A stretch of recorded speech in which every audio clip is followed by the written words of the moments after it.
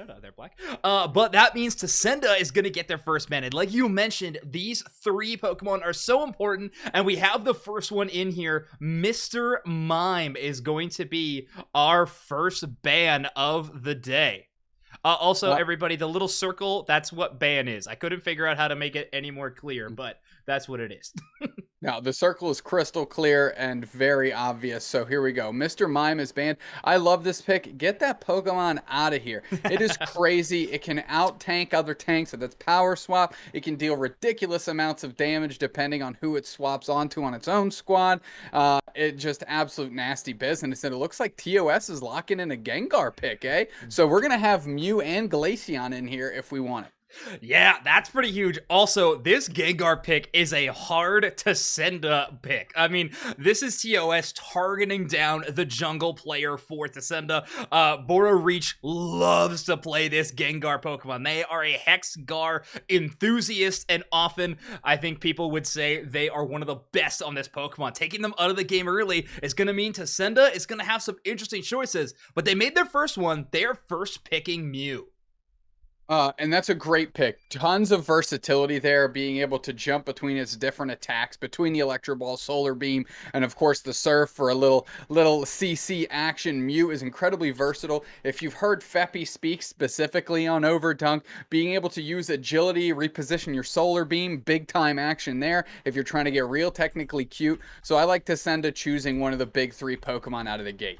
Yeah, I like it too. Tacenda locking up. And this really is interesting too as we head forward into this game, because these bans are just going to be for game number 1 of this best of 3 match, is that Tacenda sort of showing their hand. Out of that big 3, they have Mr. Mime at the top of that ladder. They want it out of the game. But Mew, they are favoring a little bit more over top of the Glaceon.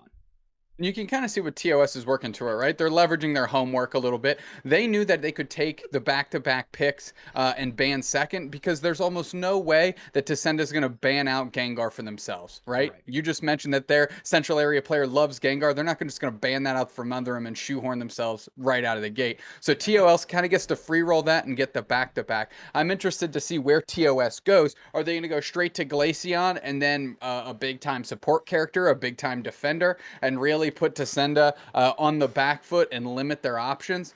TOS with really all of the initiative here, now that 2 of the, Mime is out, Mew has been chosen, and they get Glaceon as a free roll here and a pick that directly supports Glaceon if they want it. Yeah, I think Glaceon throwing into the central area is definitely where I would be going to. I mean, if you don't pick it here, it probably is going into the hands of Tacenda, something you have to be concerned about. But they are going a completely different direction here, Dupesnacks. We have a double pick for TOS of Snorlax and Slowbro.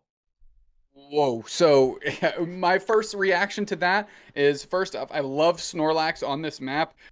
You know it, Zoinks. I'm a big proponent and I'm a Snorlax gamer. I'm also a big time Slowbro gamer. TOS surprising me a little bit with the Slowbro. In my mind, that's something they might have been able to get a little bit later on in the draft, but TOS clearly leveraging, like I said, their homework. They might have a little bit different info out of that scouting department, and maybe this is another opportunity to cut off Tacenda of a key critical Pokemon to their strategy. Yeah, such a bulky game plan here coming out of TOS. Now, I think this is also going to give us a little bit of a preview into what their macro gameplay is going to look like. I think we're probably going to be headed into a 2-1-2 scenario. Snorlax and Slowbro really don't like sharing the same lane, as they often share that same role, especially in the early game. Both of these Pokemon are incredible at making sure they secure up those last hits. And so that is going to be an important role for these Pokemon to hold. I'm assuming it's going to be Feppy and Fast controlling these Pokemon, but I have no idea once we hit into a game what it's going to look like.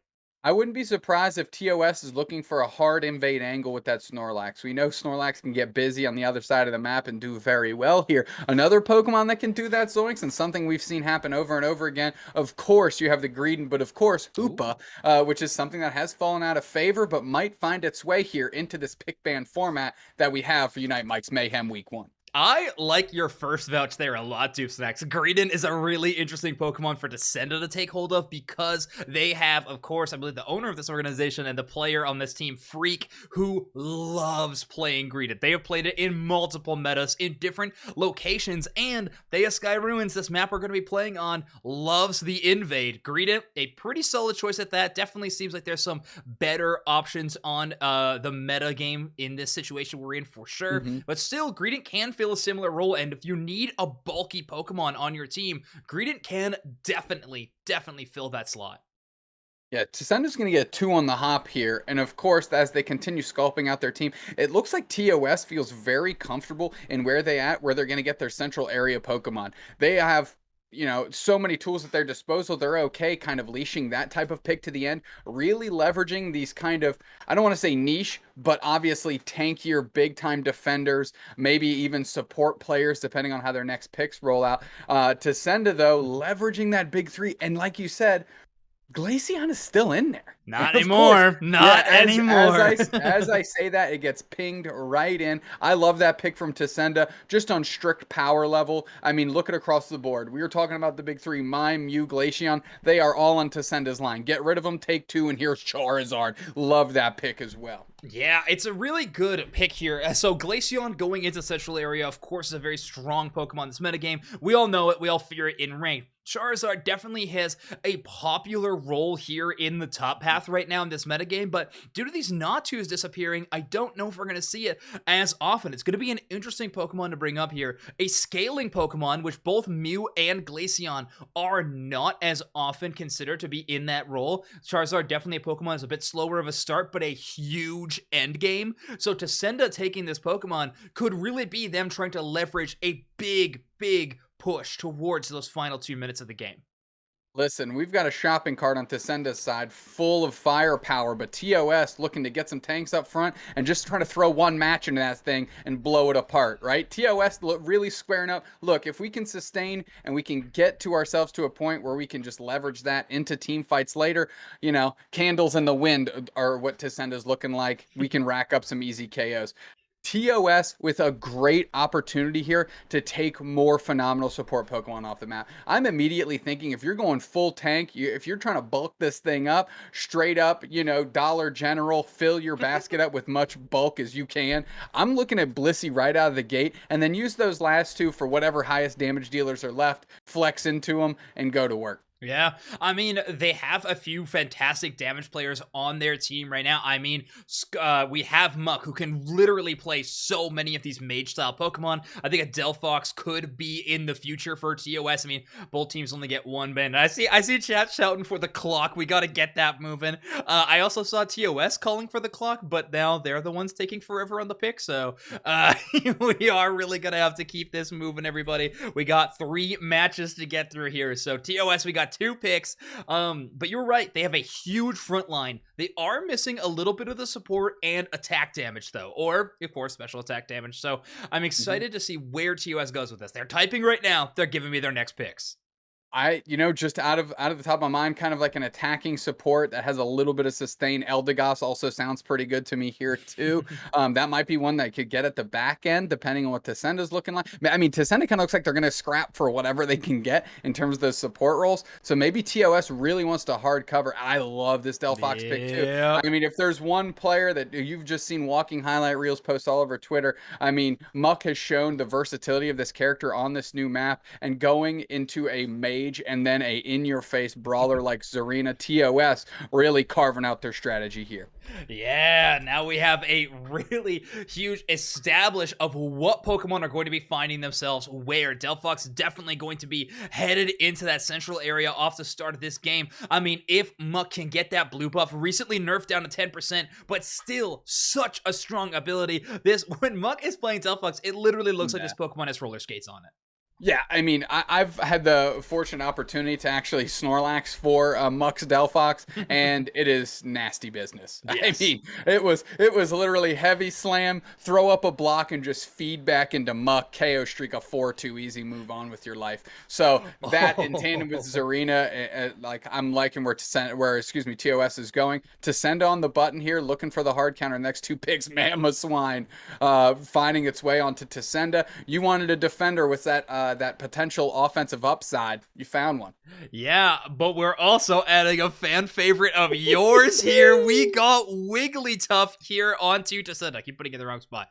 Wigglytuff is going to be on Tacenda now. So Mamoswine, Wiggly. If you wanted a front line, Tacenda has got every last bit of defensive capability they could have. Mamoswine, famous for kidnapping down individual Pokemon on the other side, and Wigglytuff, of course, cute charm can be the stuff of nightmares. So going to be a very strong front line. A lot of scaling in the Charizard and Mamoswine, but Glaceon and Mew spike early enough that Tacenda is confident the strategy is going to work.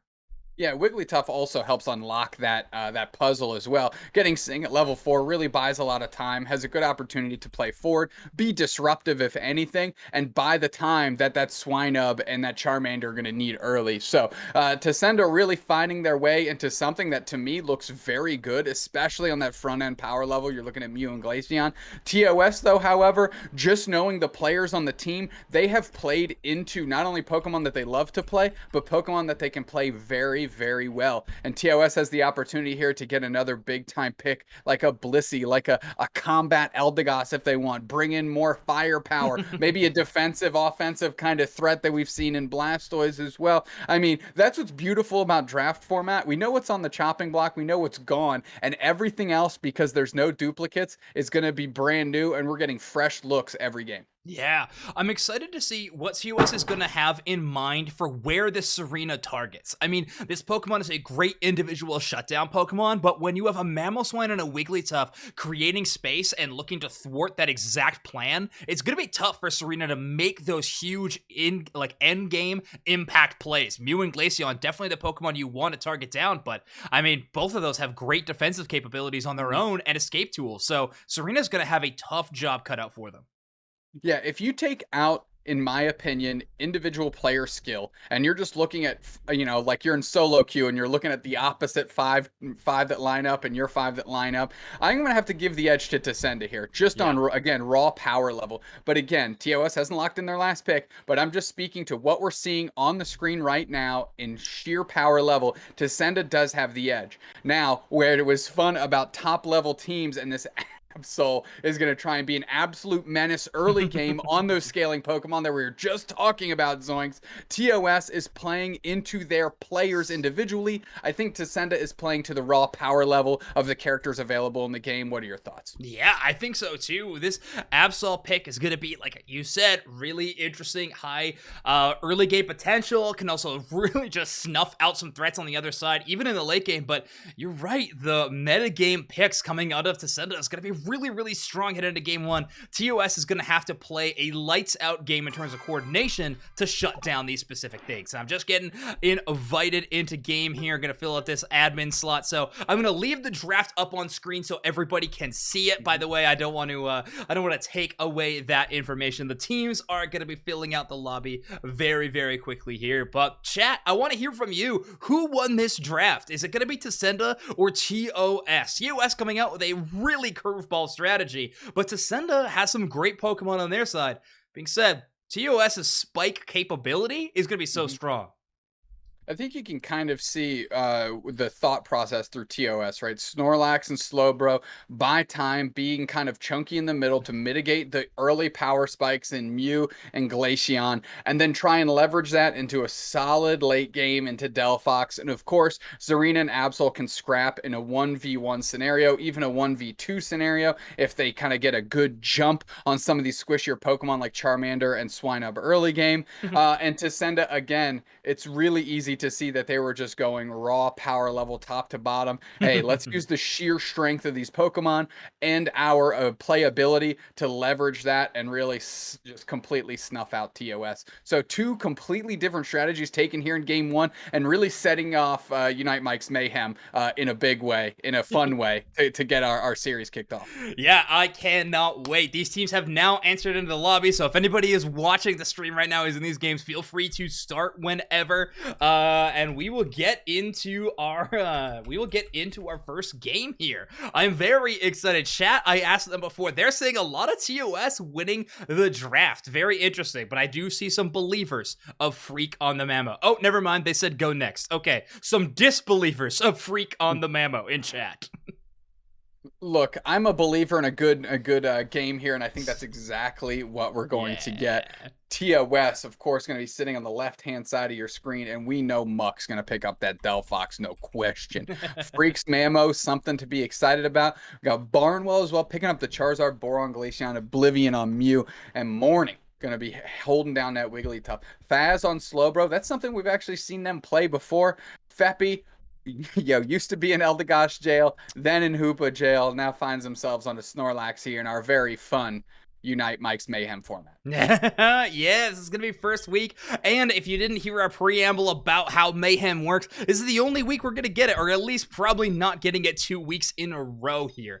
Now, builds a little bit interesting, we didn't have too much time to talk about them. Faz running the Assault Vest and Leftovers on their Slowbro, so maximum tank has been given over to this tank player. Also, shout out, Overtongue Podcast recording tomorrow with Faz, covering all things tank, so be very excited to talk about that.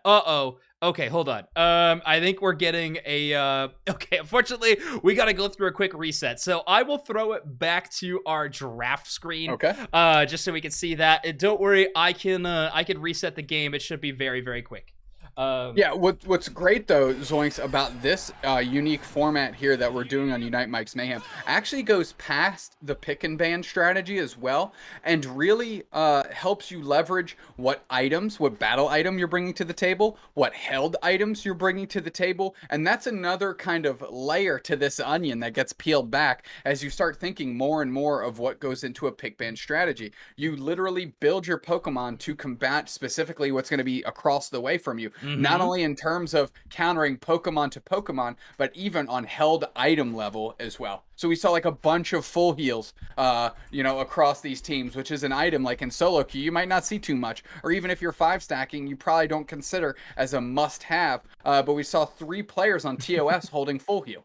Yeah, exactly. Yeah, I think that is going to be a really interesting, and now that you mentioned the full heal, it actually spikes my memory. I mean, we saw a Gengar ban initially for TOS. That was the second ban of the game, which, forgive me if I'm wrong here, but can't you just, ban Gengar by picking full heal? So it's kind of interesting to me that is the direction they went on their first ban, but yeah, we'll see how it goes. But I like what you're saying. The game really changes when we enter into this draft strategy, and a lot of it just because you know the Pokemon you're headed into while building your loadout, like you were just mentioning. Yeah, without a doubt. And just a quick point on Gengar, don't you counter Gengar with full heal in a tongue-in-cheek fashion? And actually, if I can quote Jeff Hoagland here, who always says, like, full heal isn't forever. Like, Gengar's abilities come up much faster than your full heal does. So if you don't leverage that full heal use, that Gengar's right back on top of you doing massive damage. And at some point, maybe you just take that thing out of the equation and say, we'd rather deal with literally anything else. And have the option to play other held items. Yeah, there we go. Exactly, full heal is not forever. Now we have both teams back in lobby. We're about to restart the game here. We're just waiting on the A-OK from Tacenda to say they are ready to start. But sometimes the game just do be crashing, and luckily I'm in the admin slot, so I can shut that down a little bit. But yeah, you're right though. Full heal do not be forever. Full heal do not be forever. You heard it here first, folks. Just a much worse said Jeff Hoagland quote, I guess, is where we you ended definitely up heard on it that here one. first, but you heard it here first in the wrong way. Okay, awesome. Both teams are ready. We're gonna kick this match off here in just a second. Now, game number one, I saw Sanji already claiming the 1-0 victory. Pretty sure it was your team that had to do the reset, so I don't think that's how that works, but either way, we'll jump back into game. Now, obviously, we know the Pokemon that they're gonna be locking in. We saw that just a moment ago in the draft screen. Now, let's take a look at these item builds again. We got 40 seconds to do so. We have an Assault Fest leftovers on Fast. Yeah, Assault leftovers on Faz. I'm looking Simp, Muck, Sanji, all holding full heals as well, you know, so they can kind of get out of trouble. Let Faz and Feppy get into the mix, of course, that Assault Vest. And you look across the way, we have a bunch of E-Speeds. We have a Slow Smoke on Freak, really going to try and cause a ton of static up front and allow those powerful characters, Oblivion and Bora, on the Mew and Glaceon to take over and get some big-time knockouts. So it's going to be a good jockeying for position and a good back and forth on Thea Sky Ruins, which is an amazing map. Zoinks, I love this map. No, I am a huge fan of it, especially at this level. When we're looking at the best teams in North America right now facing off in these matches, you really get to see why this map looks so good and terms of a competitive setting. And I'm excited to watch. So we saw Bora was playing the Glaceon here. A lot of the early picks around Glaceon were completely built around the triple glasses build, all in on special attack, but we see Bora moving over to the now becoming very popular scope lens selection. So what's even scarier than a Glaceon with just high attack stat? We have a critically hitting Glaceon. Well, here we go. We're going to see how that converts in the face. It looks like Faz and Muck are going downstairs. Sanji in the middle on that Absol, going to be taking that central area and buffing up as well. Or it's going to be interesting what lane they actually end up, as it looks like we're doing a split central strategy here for Tacenda. And look at that. They're trying to be two ships passing in the night, but Freak and Feppy crashing into each other early. Yeah, Freak calling out the Feppy invade right off the start of the game is really interesting. Freak could have been going for an invade of their own, but I think they just knew what the Snorlax was trying to accomplish. A Pokemon so good at getting out of scenarios thanks to the gigantic HP pool that they have. Looks like TOS got the better exchange there on those contestable Bunnelbees up front. Freak trying to use the Slow Smoke and their attacks and engages early, but Feppy with great tackle counters, keeping them off of those early Pokemon. Yeah, let's take a look. Bora has rotated up top here, but Sanji is moving down to the bottom path. I don't think Tacenda has spotted them yet. They are not going to push this advantage. I really thought the Absol was going to be looking for something, but Muck and Faz were not playing far up enough ahead for any information. Muck and Faz playing pretty far back. Feppy looking to engage, and they're going to be by some time. Big Tackle gets there a little late. They don't get any of it. And here comes Bora, Barn, and Freak. They're pushing forward, and they kind of get this central control of that top path and allows them to roll down in the middle. Yeah, it still got 30 seconds until that first wave of Swablu and Altaria is going to spawn up in the middle area, but Morning is getting a big Sing engage. They know that Muck's only at that level 4. That is a KO'able range.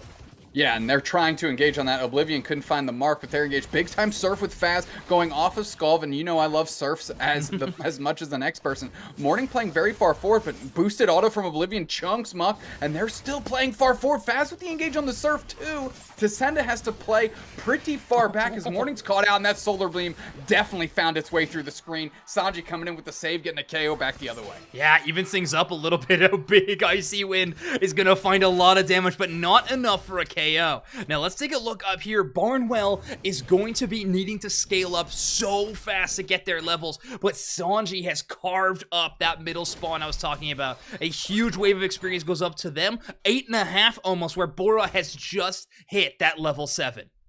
Yeah, Sanji's going to be looking to take over the game. Any pick they can get is going to be easily convertible into a KO, no problem, and don't need support from the rest of the team. Whereas Feppy's job is just going to be babysitting Barnwell, making sure they can't take over to level 8, level 9, you know, and get to that power spike that is that Charizard. Faz running this Assault Vest is a really interesting pick into the hands of Oblivion and Morning, both Pokemon that synergize great with their special attack. Oblivion by just throwing out a ton of damage, and Morning's Sleep actually halving the special defense of any Pokemon that's affected by this special condition.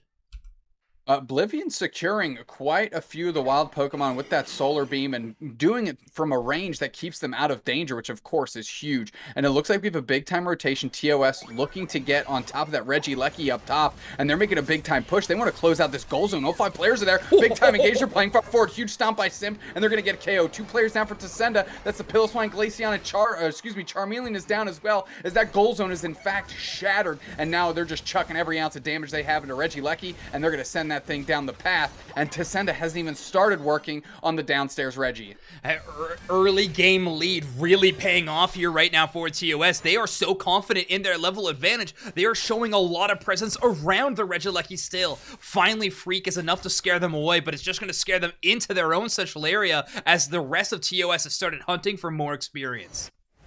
Hunting for more experience, hunting for the other team, and hunting for that goal zone as they're going to try and get some points. And Sanji's sitting at 40. They get a big time engage on Mew. Mew has to use their Unite move and actually surfs to get everybody out of traffic here as the Mew gets a KO back on Muck. That's huge for them. KO streak of 2. Sanji as well. The experience is flooding into Tacenda's hands, and Simp is trying to make it be the difference maker in the face of Freak as the Mew does go down. Freak holds down the goal zone, but all of those birds are going to TOS. Yeah, big play there by Oblivion to try to make something happen. Simp has to utilize the Unite move, but I think they're pretty okay with spending it there. It's not like a huge team fight around the downstairs Reggie is going to be too important now. Morning takes a lot of really poke damage. Right now, Dat Boy Muck is doing a lot of little damage just with their auto attacks, which is going to be carving up the tough front line of Tacenda. Really buying spacing for their team and allowing the opportunity for Sanji when they do engage to clean up, right? Chunk them deep, so there's just less work to do up front. We're going to see that here. Sanji goes for the engage on Morning and gets the KO. Just, that boosted auto from you is nasty. Over half of Sanji's HP is down. Freak is getting dusted by Simp. The slow smoke comes out. Can they use that to escape? It doesn't look like, as that stomp puts the Piloswine back in its place. There's no lumbar support in that pillow, no question, as it is completely flat. Dat Boy Muck throws down their Unite move, doesn't hit anybody until both Oblivion and Morning run right directly into it. Big surf combo there with the sleep, forces out the Unite move of Veppy, but they're too far away to get any kind of profit off of it. Yeah, Morning has to use their Unite, and here comes the Mew as well. Morning still standing, surprisingly enough. Big time push doesn't find its mark as Veppy isn't able to buy any purchase on anybody on Tacenda's team, and they're feeling so froggy they're pushing back the other way. Here comes Charizard. Oblivion's chasing down Sanji. They see how low they are. They're trying to get themselves a KO, picking up that berry, picking up a little speed, and they're going to see who the next mark is. Faz coming through. No surf just yet. Don't need to use that. They just didn't have their boosted auto ready. They only had one attack there, so the gigantic range of the boosted auto was not set up to profit off of that. Now, TOS again showing a 3-player presence around this Regieleki, where right now just Freak is here for a little bit of vision, but they're not going to be able to contest. TOS is going to take this Regieleki easily. Yeah, they're going to take easily, and surprisingly, Tacenda has 3 Unite moves to use, but it looks like they're trying to do an absolute massive siege in the bottom path, and Oblivion's chasing down Muck and keeping them spaced out as Tacenda is getting all over them. Still gets the KO. Was that a boosted auto rolling through as Oblivion gets a cheeky 9 in to celebrate that big-time KO? That was one of the sickest hot swaps to Electro Ball I have ever seen. They knew they were too far to range and not have boosted auto, so they threw on the other sure hit move they had access to. Right now, the Charizard has finally hit its late game level 12. The Unite move absolutely carving through, but Oblivion's finding the KO streaks before Reach gets involved. A big knockout drag out fight, and right now Tacenda is the one with the big point lead thanks to that split push. Yeah, that huge split push, and of course, able to rotate enough time to not let that Regieleki hit, not stem too much damage back the other way. And now we're using what I like to call Unite Mike strats. You got a support or defender taking down the downstairs Reggie by their lonesome here. And we're going to say we're going to coin that because you and I developed it, no question. First ones to do it, we get credit for it. No problem. Here comes Oblivion for a little support as Faz comes through. Big time Unite by Muck, or they can maybe convert. Muck gets credit for it. Oblivion and Barn are low. Freak gets KO'd, but can they get more KOs back the other way? Oblivion sends a Solar Beam that just goes straight right. Frey Finkel, not even close, as they're getting completely dusted and pushed off this point. Can they get the points in? Muck has 41, and they're going to close that thing out. Big time overcap. Sanji credit for 2. Mew gets 1 back on them, but ultimately I think TOS is happy about that exchange. Exactly. I think it was a worthy sacrifice is how I would describe it. I mean, that point deficit was getting a little too scary. The Regieleki didn't profit, and they needed to find a big push. That little bit of shielding and experience gave them the advantage to push in and get some big scores. Right now, Tacenda is throwing their bulky front line to hide in this bush right below where the Rayquaza spawns, trying to shut down any of the squishier targets on the side of TOS. Freak comes straight out. Dat boy Muck peels back. Feppy looking for their way in as Oblivion is guarding that goal zone as well. Tons of points being held, and that's what's unique about Rayquaza. It's not the end-all be-all like Zapdos was. You got to look out for back cap action. It's not over. If you take that thing, you just get shields, and those can be burned down, especially with Pokemon on both of these teams that can deal such high amounts of damage. Right now, TOS is splitting up very, very far, looking for a potential back cap scenario. Feppy is the one on the secret mission, but I believe that Barnwell has spotted that they are going to be able to shut down. No way Feppy scores into that. No, good timing, good damage output by them, just enough to push them back. As Morning has not given up their position just yet. Muck deciding to throw into the Rayquaza, see if they can get an engage from Tacenda at all, and that does pull Morning out and Freak forward. They're going in, they're caught in the slow smoke. Big time engage, that's a Unite move. They're stomping around. Faz is caught out. Can they convert on a KO? They're used Unite move back the other way. They're pushing forward, and Faz goes straight down. There's a big time Soul Beam finds Sanji as well. Chunks him huge. Morning's on the chase, and Simp has to back out as another Solar Beam comes through, and Tacenda's getting caught into that Delphox Unite, and they get KO'd back the other way. There's 2 players down for Tacenda, and now it's all sorts of kerfuffle in the middle as Tacenda's trying to reel and recap, and Feppy's playing forward using their Unite Me back on Freak. They have a few more Unite moves to utilize. TOS also has the Serena Unite still on lock. So much damage from that view. Oblivion is making any decision they make so hard to do. 20 seconds left in the game. Rayquaza almost knocked out. Bora reach in steal position if they try to go for it.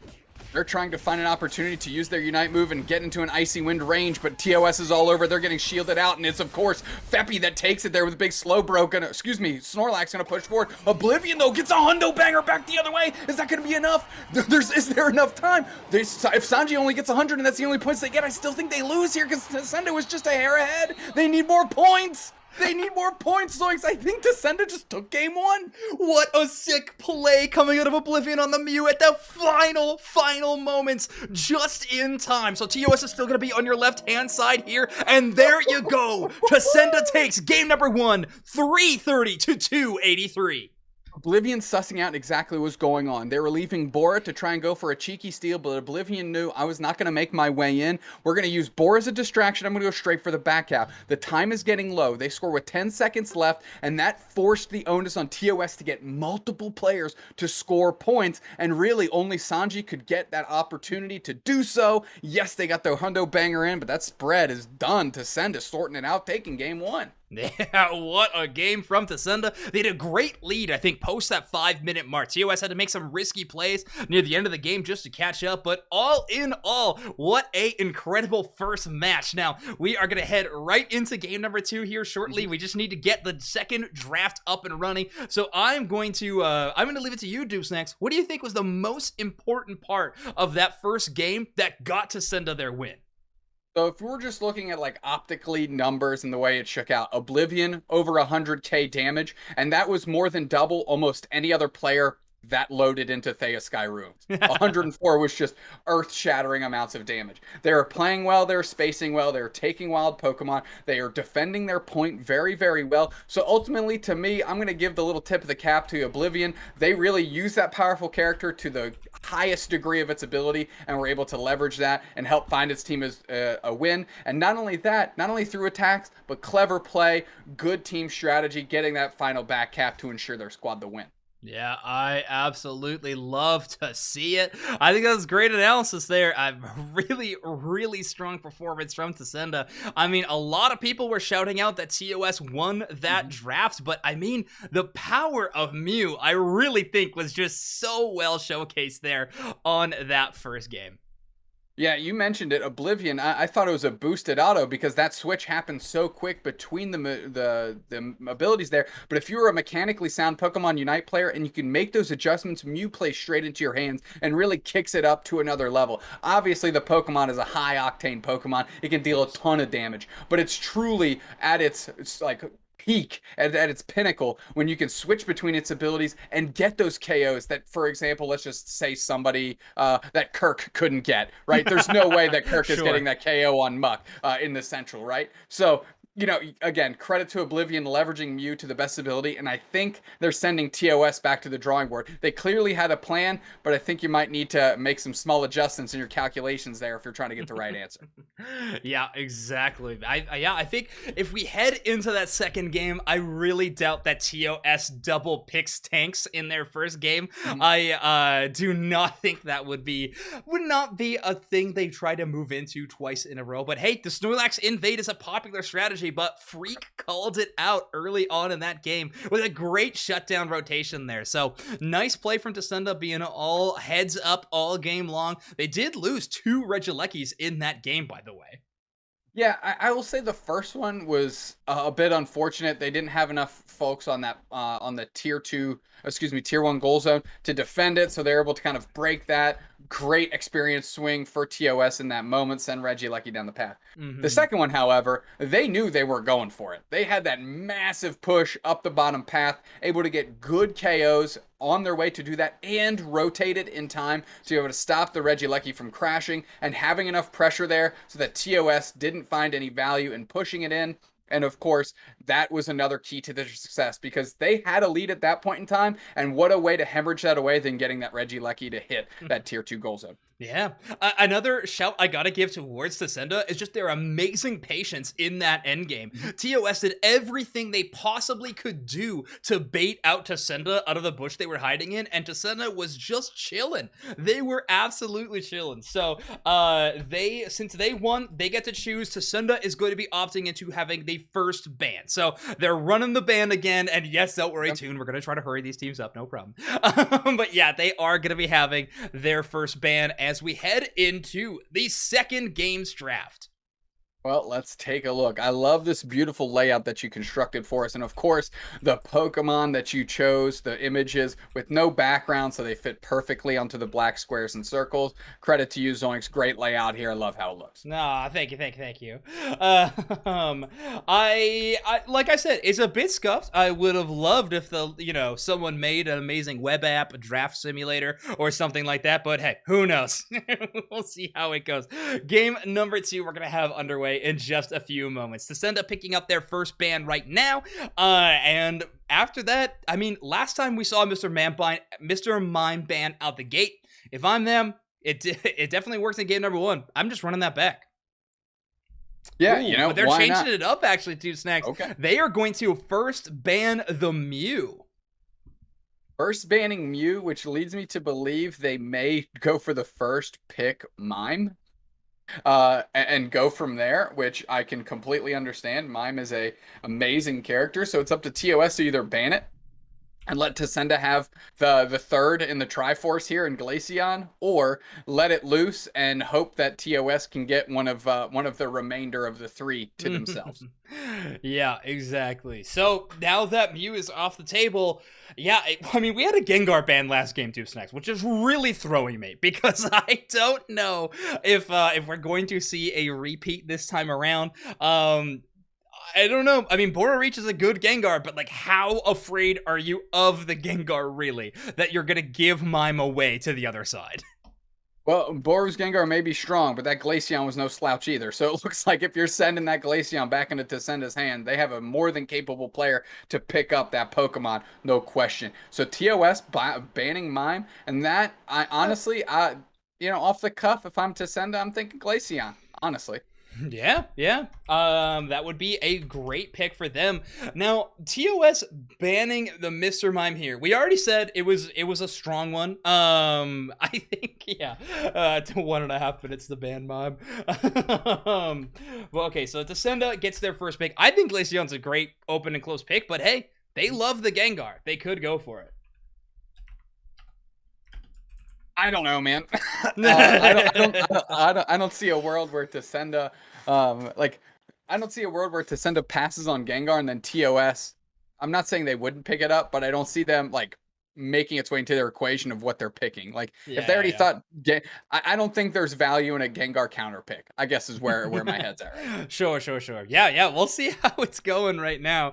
Morning Junior is typing. They are making their selection right now. We're seeing a lot of TOS take over the timing our selections. Yeah, that's fair. Right now, we have a few good options for them to pick, but I think the Glaceon is the on paper clearest selection.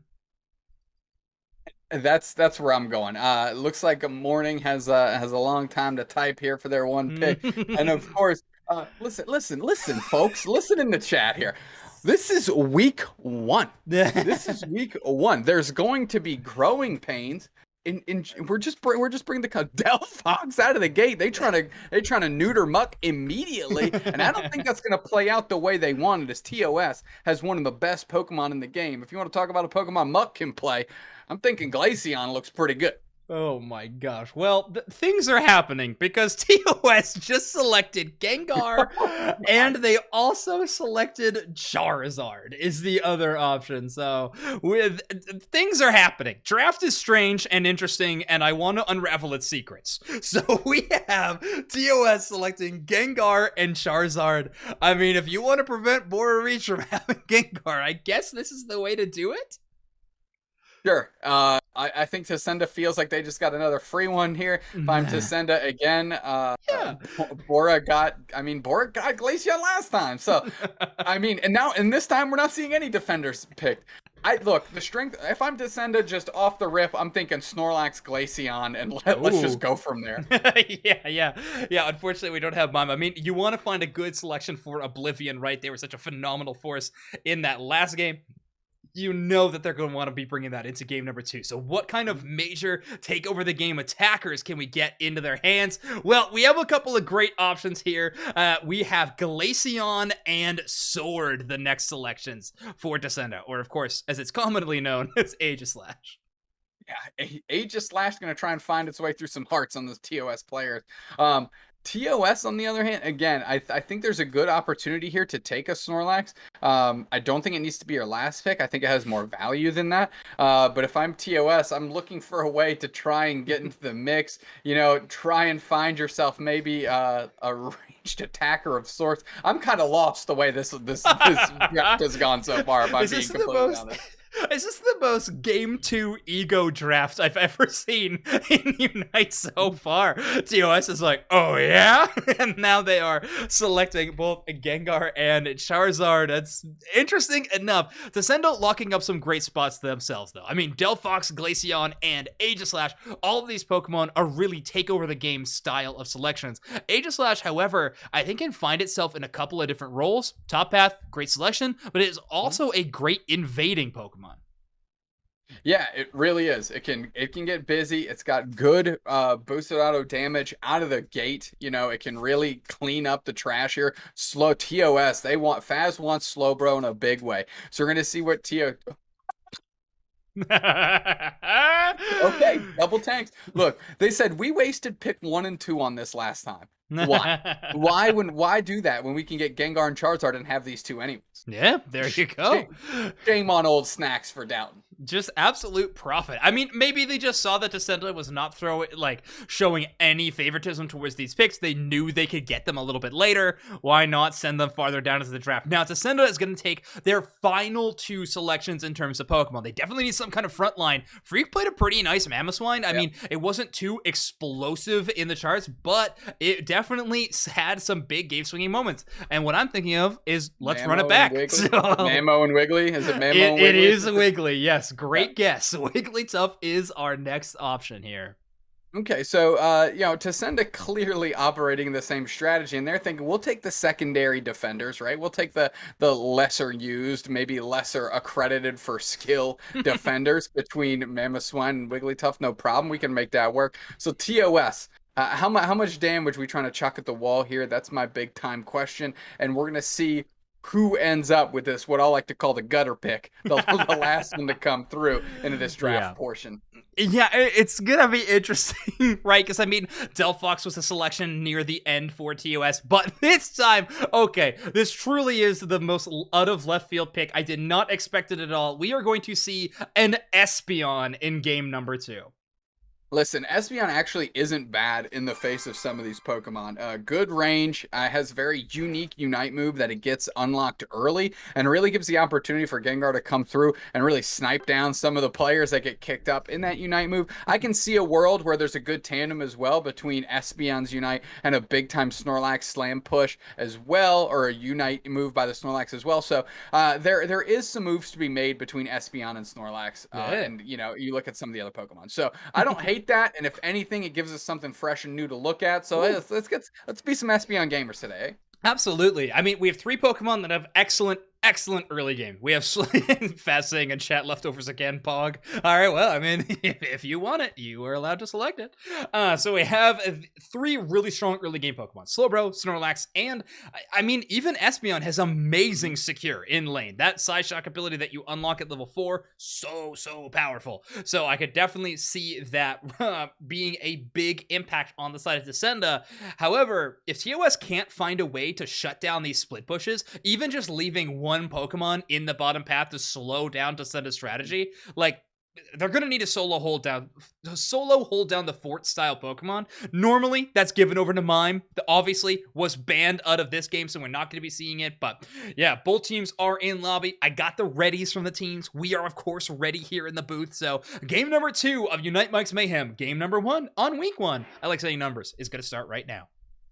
Look, I'm looking at TOS again. They're going to have to find a good way to insulate that Gengar as well as because when I'm looking at, you know, a Mamoswine that we know has been and now carrying the potion, but before was carrying Slow Smoke as well as Morning playing Sing. I mean, if the Gengar gets caught out and does immediately get a KO, like, they're going down. Like, one of those 2 Pokemon can lock them down into spot just long enough for the rest of the squad to pull through and get those KOs. We're going to get a little action here is we see the full heal out of Barnwell, not taking too kindly to that Gengar. Yeah, I mean, a pretty nice counterplay against the Gengar for sure. Now, it's interesting, right? Because Sanji last time was on the Absol, which Gengar, you know, provides a similar role. Sanji switching over to a Focus Band Coward Gamer. Interesting. So we'll see how this plays out in game number 2. But in a lot of ways, Gengar to me just seems like a worse Absol pick when you're headed, especially when you're going up against a Glaceon. That being said, you want to keep it away from the hands of Tacenda. So, I mean, you're taking a slightly less powerful pick in a lot of people's minds, but then, of course, favoring the draft in your team's favor a little bit more. So, we're going to have a lot of these conversations and interesting decisions being made as we play out the rest of this draft stuff right now. I do want to point out real quick, Tacenda, Wigglytuff wearing what I like to call the Celine Dion hollowware, looking good. If you're gonna be singing with Wigglytuff, that is the only hollowware you should be wearing. My personal opinion. Okay, well, I could not agree more. I mean, both of us with the Canadian blood, we got to be cheering that on for sure. Now, Alain Dejean, undefeated. Fappy playing across the map though. We're gonna see if they can get no cheeky invade here. They're getting cut off. It looks like by the Jigglypuff this time around. Now free. Yeah, it also seemed like they were playing a little bit more of just an intel role that time around. We want to make sure we shut down any invades that could be coming in, but another role change here as Barnwell has found themselves in the bottom path here to support Freak on the Hone Edge. Now, Freak was the one playing the Mammal last time. Barnwell has picked it up this time around. Yeah, just a unique character change, maybe feeling a little bit more comfortability on the Aegis Slash, and Barnwell saying, yeah, my Mammo's not bad. Like, I'll pick that up. Yeah, no question, no problem. Let's get it done. Look at a big time engage by Barnwell. They're trying to seal that thing up as Muck is desperately trying to take over to level 4. Yeah, Oblivion already hitting that benchmark of level 4. Of course, this Pokemon evolves at level 6 to the Delphox, who's got the best walking animation in the game. Don't at me. So I'm interested to see if they can find some early KOs as soon as they hit that level spike. Here comes Morning with a big Sing, catches 2. They're going to see if they can convert that damage onto Sanji and Feppy. They're both about half HP, and they're looking for engages. Bora's coming through, chucking in tons of damage on Feppy. Feppy trying to hold it down, and their big Sing. Are they going to be put to sleep? Yes, but right on the goal zone. They're going to get that shields and HP. And, of course, Tacenda just leaving with that Bunnelby for their troubles. Notably, I believe that Sanji is going to be running the Dream Eater Shadow Ball build this time around. You saw those little sleepy things above the Wigglytuff. I believe that was caused by the Gengar and not their own sleep moves. A little too many sleepy moves right now in this game. I'm not gonna lie. Okay, wow, Barnwell gets called out by the Espeon Psyshock there. Dat Boy Muck with the Espeon read.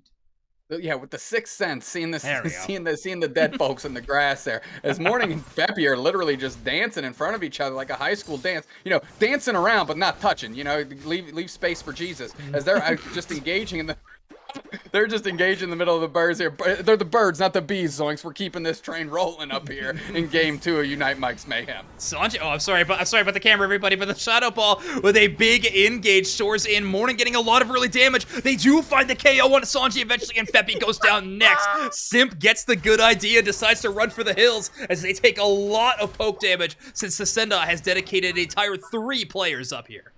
Delan Dejan hitting the right notes. Morning on that Wigglytuff, doing great work, big time engage and buying just enough time for Bora and Oblivion to clean up the trash, and the trash today is TOS.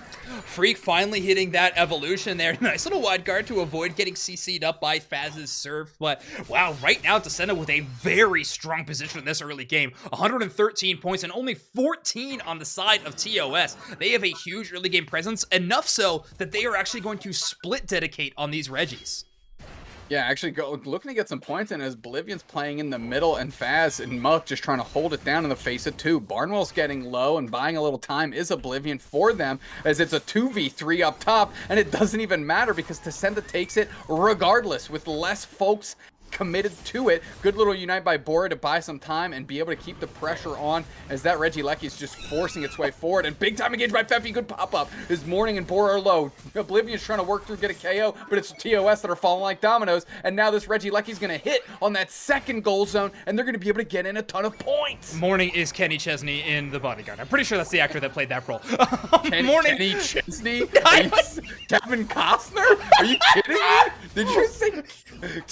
Yeah, yes, Kevin Costner. Morning with an incredible play. No one remembers what I just said. Chesney in The Bodyguard? Come on. I'm pretty sure Kenny Chesney is a country singer, right? Never mind. Okay, great play there from Morning. An amazing defensive Wigglytuff play. I think is really exceptional. Yeah, Pokemon Unite, huh?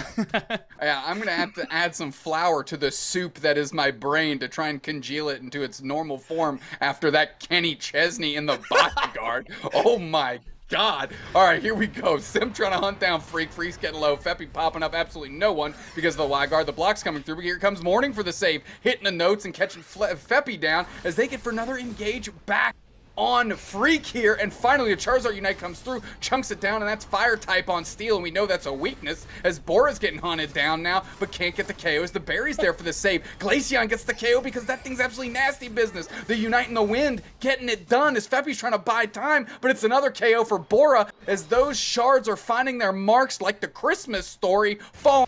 Rube hitting you in the eyes.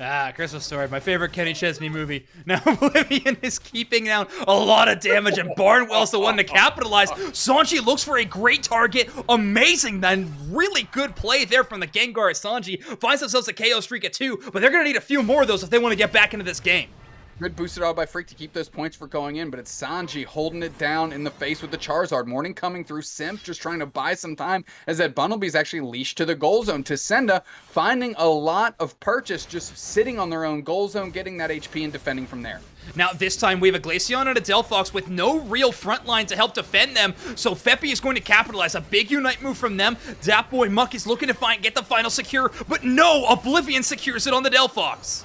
Just stitching in their abilities as Oblivion to find that mark, and they're trying to get all over Muck as Muck is getting real low and they get KO'd. Sanji's seeing some eyes on the prize here as Oblivion's chunking them, but Sanji cannot hit a skill shot. They keep going wide or falling just short. Morning going to engage on Faz. They're put to sleep, snoozing, and that experience share is going to kick up as they're level 10 working through Faz as well. Big time surf, but they're not going to be able to get their points in. Are they? Question mark. Bang. We got it done. Finally, some points in for TOS. Now, right now, Dat Boy Muck has been given over to Regilecki due to try to shut down from going into their home base. Tacenda currently has a 300 or just shy of 300 point lead in this game. Tacenda is finding great opportunities all over the map, whether it was Barnwell and Freak downstairs, just getting some big time KOs and then defending on the point, and being able to have just 2 players up for Tacenda and getting that Regilecki in the face of 3. Tacenda is getting maximum opportunities, and they are leveraging minimum input of their resources and getting it done. Yes, they're all chasing down Freak, big pop up by Feppy, but nobody's there to convert. They block back into Faz, but they're gonna need more damage than that. Muck's coming through, and Freak finally goes down to Sanji, but there's 2 players now for TOS in exchange, and that's not an exchange I would have made. That's a schoolyard Pokemon TCG change for a Charizard, for a couple Weedles. We getting done out here as TOS is getting cooked down. Everybody's getting KO'd, and of course KO streaking through for Glaceon. That character is broken, zoinks. How it got through draft, I will never know. Oh, that's right, it was a Gengar first pick from TOS. Either way, Tacenda is rushing back right now. 40 seconds until the next objective, or the next big one is going to be spawning. They are already pushing their event. Morning went into the enemy central area to try to starve them of even more experience and any buffs, but unfortunately, they were shut down and not able to find anything right now. 3 seconds left until this final Regilecki spawns. If it goes all the way into home base, it could be lights out for TOS. Oh my word! Huge catch. They get Oblivion dusted. Morning's the next one on the chopping block, and now Muck's getting fed. And this is a huge start for TOS that they need if they want to claw back into this one. Close this goal zone, get this Regilecki, and send it to the second tier. But it doesn't look like that's going to happen. Tacenda buying just enough time. That goal zone might hit, and they might get an overcap after 2 minutes, but that's not going to be enough. They're up by almost 360 points here. Tacenda needs all their players in the map and needs to get all their Unite moves, as Glaceon is just shy of theirs. This Regilecki is such an awkward position because if it lands, it'll only leave the goal zone left with 2 and double scoring. That is a terrifying sight. Simp with a big Charizard Unite gets a ton of damage early. Delphox Unite doesn't hit anybody. Nobody's battling in there. Freak's getting low, so is Morning. Morning looking for the big Unite move, and that Rayquaza goes down to the Mamoswine. It's Barnwell that actually takes it, and the scramble is on as there's 4 players for TOS down, and they've seen enough. They're like, we took too long in the draft. Let's pack this one up early and throw some more time on the clock. Tacenda looking absolutely disgusting, too easy. Yeesh! Tacenda with a 2-0 victory over top of TOS. They played an amazing game. Very solid draft play across the board. Show me, board.